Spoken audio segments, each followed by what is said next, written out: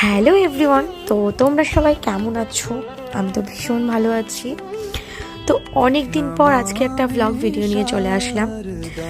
অনেক দিন হয়ে গেছে ভয়েস ভিডিও দেই না, লং কোনো ভিডিও দেই না। তো আজকের ভিডিওটা খুব স্পেশাল। এটা হচ্ছে সরস্বতী পুজোর দিনের ভিডিও, মানে তার আগে থেকে যে প্রস্তুতি। আমার বাড়িতে দুটো বাচ্চা, আমার দুটো মেয়ে, তো তাদেরকে রেডি করা বা তাদের সাজানো থেকে শুরু করে সব কিছুই নিজে হাতে করা। দুটো কন্যা, দুটো বাচ্চা সামলানো সত্যি ভীষণ টাফ। যারা দু বাচ্চা সামলায় বাবা, তারাই জানে তাদের কি ধকল যায় বাড়িতে।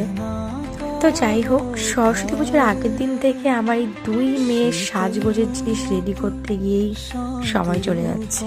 যেহেতু সরস্বতী পুজো বলে কথা, আমার দুই কন্যা তো শাড়ি পরবে।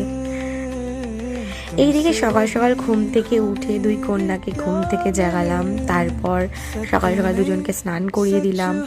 স্নান করানোর পরে আরও একটা কাজ, যেটা হচ্ছে দুজনকে আলতা পরানো। প্রথমে ছোটটাকে পরিয়েছি, তারপরে বড় মেয়েকে পরিয়েছি, কারণ দুজনেই একেবারে এসে বলছে আগে আমাকে পড়াও আমাকে পড়াও। তারপরে আমার বড় মেয়ে বলল যে না ঠিক আছে, আগে বনুকে পড়াও তারপরে আমাকে পড়িও। তো দুজনকে আলতা পরানোর পরে আমি নিজে পড়েছিলাম, কিন্তু আমার ভিডিও করার ধরে দেওয়ার মতো লোক নেই। যাই হোক, এখন হচ্ছে আলতা পরানোর পরে শাড়ি পরানোর সময়। তো বড় মেয়েকে আগে প্রথমে আমি শাড়িটা পরিয়ে রেডি করে দিচ্ছি। তারপরে বড় মেয়ে আবার ভিডিও ধরে দিয়েছে, বললো যে আমার ভিডিওটা তো করলে এবার বনু ভিডিওটা করবে না, তাহলে তুই ধরে দে। তো এই যে ছোটো মেয়েকে শাড়ি পরালাম, আর দুজনকে সেম সাজাতে লাগে, মানে একই রকম না হলে ও বলবে আমাকে দিদির মতো কেন করালে না, আমাকে বোনের মতো কেন করালে না। এই কথা শুনতে শুনতে মাথাটা কান সব ধরে যায়। তো দেখো দুজনকে সেম টু সেম সাজিয়ে দিয়েছি।